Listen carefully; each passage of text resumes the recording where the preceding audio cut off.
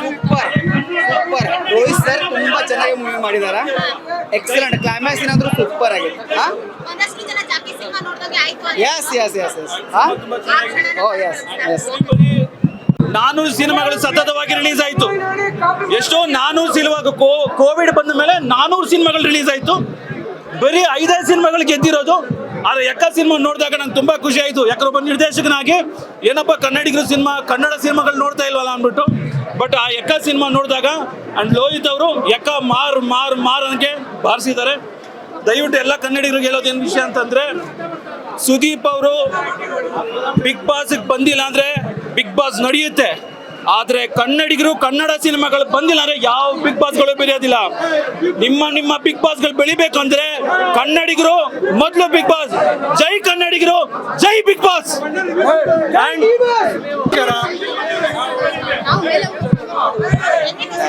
ಚೆನ್ನಾಗಿದೆ, ಸಖತ್ತಾಗಿದೆ. ಎಲ್ಲರೂ ಬಂದು ಥಿಯೇಟರ್ ಅಲ್ಲಿ ನೋಡಿ. ಸೂಪರ್ ಆಗಿದೆ. ಇನ್ನು ಕನ್ನಡ ಮೂವೀಸ್ ಹಿಂಗೆ ಬರ್ತಾ ಇರುತ್ತೆ. ಎಲ್ಲರೂ ಆಡಿಯನ್ಸ್ ಬಂದು ಥಿಯೇಟರ್ ಅಲ್ಲೇ ಬಂದು ನೋಡಿ.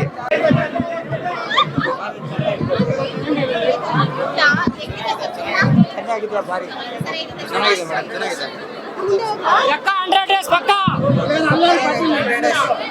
ಕನ್ನಡ ಪಿಕ್ಚರ್, ಕನ್ನಡ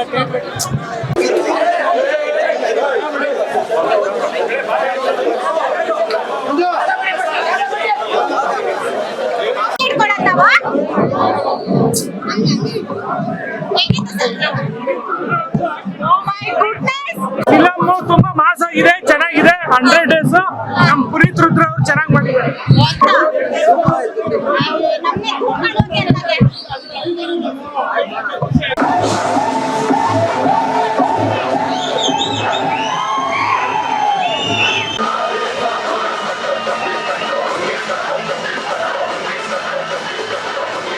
ಇಂದ ಹಿಡಿದು ಎಲ್ಲಾನು ಒಳ್ಳೆ ಮೆಸೇಜ್ ಇದೆ. ಮಾರಲ್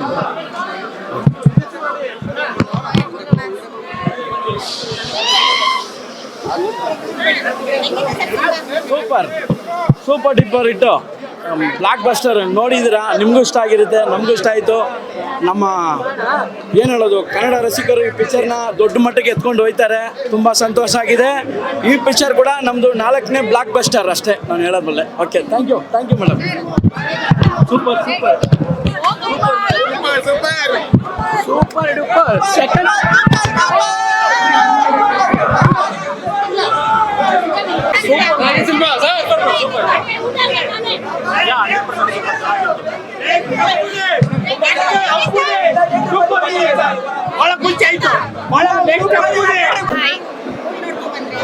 ತುಂಬ ಚೆನ್ನಾಗಿದೆ.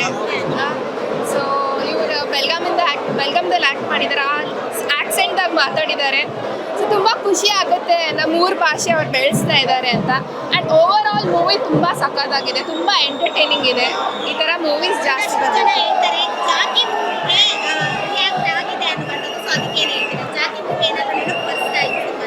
ನಾಟ್ ರಿಯಲಿ ಅಷ್ಟೊಂದೇನಿಲ್ಲ, ಬಟ್ ಇಲ್ಲ, ಅದೇ ಸ್ವಲ್ಪ ಬೇರೆ ಕಾನ್ಸೆಪ್ಟಲ್ಲಿದೆ, ಇದೇ ಬೇರೆ ಕಾನ್ಸೆಪ್ಟಲ್ಲಿದೆ. ಸೊ ಇದರಲ್ಲಿ ನೀವೇ ನೋಡ್ಬೋದು ಇವ್ರ ಸ್ಟೈಲ್ ಆಗಲಿ, ಸೊ ಅವ್ರು ಫೈಟ್ ಮಾಡೋ ಸ್ಟೈಲು, ಅದು ಈ ಟ್ರೆಂಡಲ್ಲಿ ಈ ಜನ್ರೇಷನಿಗೆ ಅದು ಹೋಲುತ್ತೆ. ಸೊ ತುಂಬ ಚೆನ್ನಾಗಿದೆ.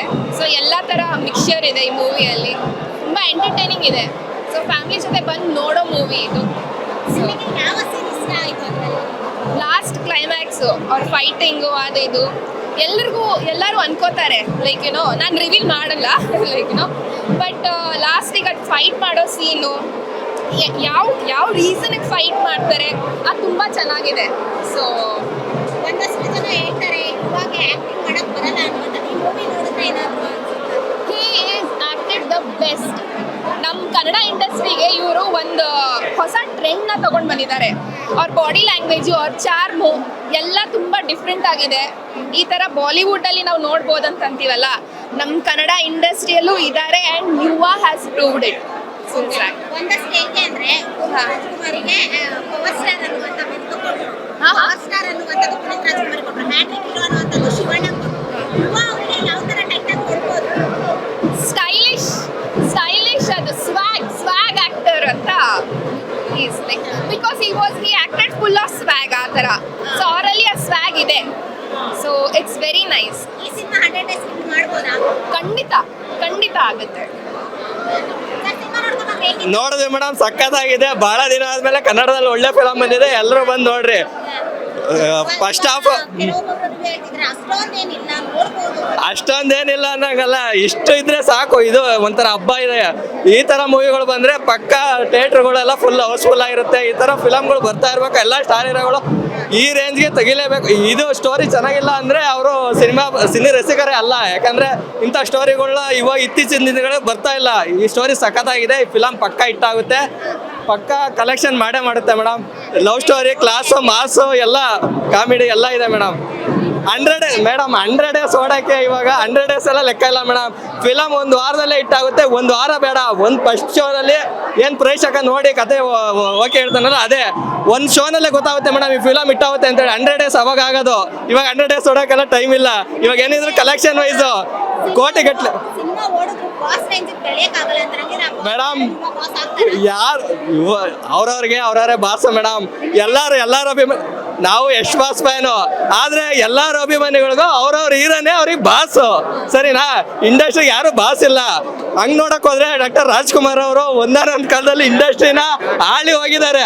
ಅವ್ರ ತರ ಬಾಸ್ ಯಾರು ಬರಕ್ ಸಾಧ್ಯ ಇಲ್ಲ. ಇವಾಗ ಇರೋರೆಲ್ಲ ಯಾವ ಲೆಕ್ಕ ಮೇಡಮ್? ಅವ್ರ ಮುಂದೆ, ಅವ್ರ ಅಭಿನಯದ ಮುಂದೆ, ಅವ್ರು ಕೊಟ್ಟಿರೋ ಹಿಟ್ಗಳ ಮುಂದೆ ಬಾಸ್ ಅಲ್ವಾ ಹಂಗಿದ್ರೆ? ಮೇಡಮ್, ಆಗಿನ ಲೆಕ್ಕಾಚಾರ ನೋಡಿದ್ರೆ ಇವಾಗ ಇರೋರು ಯಾರು ಬಾಸಲ್ಲ ಮೇಡಮ್. ಅವಾಗ ಇಂಡಸ್ಟ್ರಿನ ಆಳೋಗಿದ್ದಾರೆ. ಅವರೆಲ್ಲ ನಮ್ಮ ರಾಜಣ್ಣವರು, ಶಂಕರಣ್ಣವರು, ಮತ್ತೆ ಅಂಬರೀಷ್ ಅಣ್ಣವರು, ವಿಷ್ಣುವರ್ಧನ್ ಅಣ್ಣವರು, ಅವರೆಲ್ಲ ನಮ್ಗೆ ಬಾಸ್ಗಳು. ಇವಾಗ ಬಂದಿರೋರು ಇವಾಗಲೂ ಇದ್ದಾರೆ. ಅವ್ರವ್ರ ಅಭಿಮಾನಿಗಳಿಗೆ ಅವ್ರವರೇ ಬಾಸು. ಯಾರೂ ರಾಜ್ಕುಮಾರಿಗೆ ಪವರ್ ಸ್ಟಾರ್ ಅಂತ ಕೊಟ್ಟಿದ್ದಾರೆ. Okay, madam. ರಾಜ್ಕುಮಾರಿಗೆ ಹ್ಯಾಟ್ರಿಕ್ ಹೀರೋ ಅಂತ ಕೊಟ್ಟಿದ್ದಾರೆ. Okay. ಯುವ ಅವರಿಗೆ ಏನ್ ಟೈಟಲ್ ಕೊಡ್ತಿದ್ದಾರೆ? ಯುವ ಅವ್ರಿಗೆ ಒಂದು ಟೈಟ್ಲ್ ಕೊಡಬೇಕು ಮೇಡಮ್. ಟೈಟ್ಲ್ ಕೊಡೋ ಅಷ್ಟು ಅಭಿಮಾನಿಗಳಿಂದ ಏನು ಗೊತ್ತಿಲ್ಲ. ಅಭಿಮಾನಿಗಳು ಇದಾರೆ ಮೇಡಮ್, ಯಾಕಿಲ್ಲ, ಅಭಿಮಾನಿಗಳು ಎಲ್ಲರೂ ಇದ್ದಾರೆ. ಬಟ್ ನಾವು ಟೈಟ್ಲ್ ಕೊಡೋವಷ್ಟು ಇನ್ನ ಇದಾಗಿಲ್ಲ. ನೋಡೋಣ. ಒಂದು ಬಟ್ ಮೂವಿ ಮಾತ್ರ ಸಕಲ ಮಾಡಿದ್ದಾರೆ, ಚೆನ್ನಾಗಿದೆ. ಇಷ್ಟ ಆಯ್ತು ನಿಮಗೆ?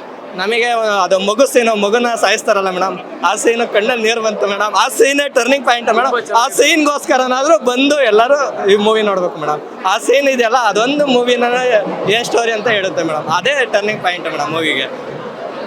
ಸರ್, ನೀವು ನೋಡಿದ್ರಾ? ಮೇಡಮ್ ನೋಡಿದೆ, ಫಿಲಮ್ ನೋಡಿದೆ, ತುಂಬಾ ಚೆನ್ನಾಗಿದೆ. ನೆಕ್ಸ್ಟ್ ಅಪ್ಪು ಬಾಸು ಪ್ಲೇಸಿಗೆ ತುಂಬೋದಂದ್ರೆ ಯುವ ರಾಜ್ಕುಮಾರನೇ. ತುಂಬಾ ಚೆನ್ನಾಗಿ ಆಕ್ಟಿಂಗ್ ಮಾಡಿದ್ದಾರೆ. ಸೆಂಟಿಮೆಂಟ್ ಇದೆ, ಫೈಟ್ಸ್ ಇದೆ. ಫಿಲಮ್ ಮಾತ್ರ ತುಂಬಾ ಚೆನ್ನಾಗಿದೆ, ಸಾಂಗ್ಸ್ ಚೆನ್ನಾಗಿದೆ, ಡೈಲಾಗ್ಸ್ ಮಾತ್ರ ತುಂಬಾ ಚೆನ್ನಾಗಿದೆ. ಡೈಲಾಗ್ಸ್ ಎಲ್ಲ ತುಂಬಾ ಚೆನ್ನಾಗಿ ಬರೆದಿದ್ದಾರೆ ಡೈಲಾಗ್ಸ್ ರೈಟರ್. ಫಿಲಮ್ ಮಾತ್ರ ತುಂಬಾ ಚೆನ್ನಾಗಿದೆ. ಯುವ ರಾಜ್ಕುಮಾರ್ ಅಂತೂ ನೆಕ್ಸ್ಟ್ ಅಪ್ಪು ಬಾಸ್ ಆಗೋದ್ರಾಗ ತಪ್ಪೇ ಇಲ್ಲ, ಡೌಟೇ ಇಲ್ಲ. 100% ರಿಪ್ಲೇಸ್ಮೆಂಟ್ ಮಾಡ್ತಾ ಇದ್ದಾರೆ. ರಿಪ್ಲೇಸ್ಮೆಂಟ್ ಏನಿಲ್ಲ ಇದು. ಯುವ ರಾಜ್ಕುಮಾರ್ ಚೆನ್ನಾಗಿ ಆಕ್ಟಿಂಗ್ ಮಾಡಿದ್ದಾರೆ. ಜಾಕಿ ಇದು ರಿಪ್ಲೇಸ್ಮೆಂಟ್ ಅನ್ನಲ್ಲ, ಇದು ಒಳ್ಳೆ ಸಿನಿಮಾ ಇದೆ. ಪ್ರೇಕ್ಷಕರು ಬಂದು ಕನ್ನಡ ಫಿಲಮ್ನ ಗೆಲ್ಲಿಸ್ಬೇಕು, ಚಿತ್ರಮಂದಿರಕ್ಕೆ ಬಂದು ಗೆಲ್ಲಿಸ್ಬೇಕು ಅಷ್ಟೇ. ನಾವು ಕನ್ನಡದವರಾಗ್ಬಿಟ್ಟು ನಾವು ಕನ್ನಡ ಸಿನಿಮಾನ ಉಳಿಸ್ಬೇಕು. ಬೇರೆ ಲ್ಯಾಂಗ್ವೇಜ್ನವ್ರು ಇನ್ನೂ ಮಾತಾಡ್ತಾರೆ, ಅದಕ್ಕೆಲ್ಲ ಇದು ಒಂದು ಉದಾಹರಣೆ. ಒಳ್ಳೆ ಮೂವಿ ಕೊಟ್ಟಿದ್ದಾರೆ. ಪ್ರೇಕ್ಷಕರು ಬಂದು ಸಿನಿಮಾ ಥಿಯೇಟ್ರಲ್ಲಿ ಬಂದು ಸಿನಿಮಾ ನೋಡಿ. ಎಕ್ಕ 100 ಡೇಸ್ ಪಕ್ಕ ಹೇಳಿದ್ದಾರೆ ಸಂಜನಾ ಅಕ್ಕ. ಹೇಳ್ತಾರೆ ಯಾವುದೇ ಬಾಸ್ ಅಂತವ್ರು ಇದ್ದಾರೆ, ಆ ಬಾಸ್ ರೇಂಜ್ ಬೆಳೆಯಕ್ಕಾಗಲ್ಲ ಮೇಡಮ್, ಅಂತಾರಲ್ಲ. ಯಾರು ಬಾಸ್ ಇಲ್ಲ, ನಮಗೆ ನಾವೇ ಬಾಸ್. ಯಾರು ಬಾಸ್ ಅಲ್ಲ, ನಮ್ಮ ಅಪ್ಪ ಅಮ್ಮನೇ ನಮಗೆ ಬಾಸು. ನಾವೇನಂದ್ರೆ ಕನ್ನಡನ ಉಳಿಸ್ಬೇಕು, ಕನ್ನಡ ಫಿಲಮ್ನ ನೋಡಬೇಕು. ನಮಗೆ ಕನ್ನಡ ಹೀರೋಗಳು ಎಲ್ಲರೂ ಬೇಕು. ಯಾಕಂದ್ರೆ ನಾವು ಕನ್ನಡದವರಾಗ್ಬಿಟ್ಟು ಕನ್ನಡದವ್ರಿಗೆ ಸಪೋರ್ಟ್ ಮಾಡಬೇಕು. ಬೇರೆ ಭಾಷೆಯವ್ರು ಬಂದು ಕಾಂಪಿಟೇಷನ್ ಕೊಡಬಾರ್ದು. ನಾವು ನೋಡಿಲ್ಲ ಅಂದ್ರೆ ಕನ್ನಡನ ಬೇರೆಯವ್ರು ಕಾಂಪಿಟೇಷನ್ ಮಾಡ್ತಾರೆ. ಈಗ ಪಕ್ಕದಲ್ಲೇ ಇನ್ನೊಂದು ಮೂವಿ ಕಾಂಪಿಟೇಷನ್ ಕೊಡ್ತಿದೆ, ಜೂನಿಯರ್ ಸಿನಿಮಾ, ಏನ್ ಹೇಳ್ತೀರಾ? ಜನ ಮೇಡಮ್ ಒಂದ್ ಹೇಳ್ತೀನಿ, ನಾವು ಕನ್ನಡದವರು ಕನ್ನಡ ಸಿನಿಮಾಗೆ ಸಪೋರ್ಟ್ ಮಾಡಬೇಕು. ಅದು ನಾನು ಕೇಳ್ಕೊಂತಾನೆ ಕನ್ನಡ ಜನತೆಗೆ. ದಯಮಾಡಿ ಕನ್ನಡ ಮೂವಿನ ಉಳಿಸಿ, ಕನ್ನಡ ನೋಡಿ. ಪ್ರೇಕ್ಷಕರು ಕನ್ನಡ ಮೂವಿನ ಚಿತ್ರಮಂದಿರದಲ್ಲೇ ಬಂದು ನೋಡಿ. ಓಕೆ ಸರ್, ಹೇಗಿತ್ತು? ತುಂಬ ಚೆನ್ನಾಗಿದೆ ಮೇಡಮ್, ತುಂಬ ಚೆನ್ನಾಗಿದೆ. ಕನ್ನಡ ಚಿತ್ರರಂಗಕ್ಕೆ ಬಂದು ನೋಡ್ಬೇಕು ಮೇಡಮ್. ತುಂಬ ಚೆನ್ನಾಗಿದೆ ಮೇಡಮ್. ಇದು ತುಂಬ ಥ್ಯಾಂಕ್ ಯು.